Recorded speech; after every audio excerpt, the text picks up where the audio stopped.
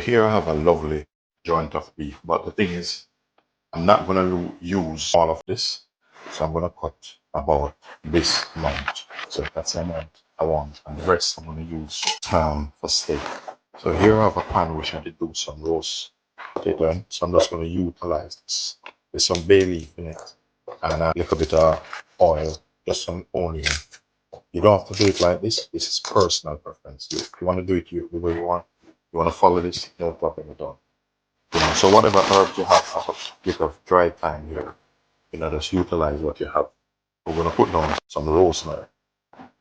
Next up, we're just gonna put our beef in, and we're just gonna roll him in this. Give him some salt and pepper.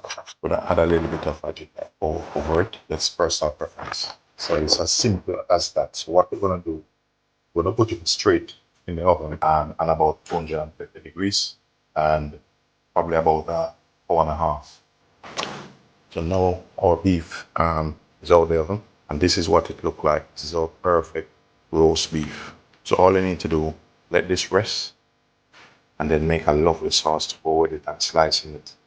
Definitely enjoy.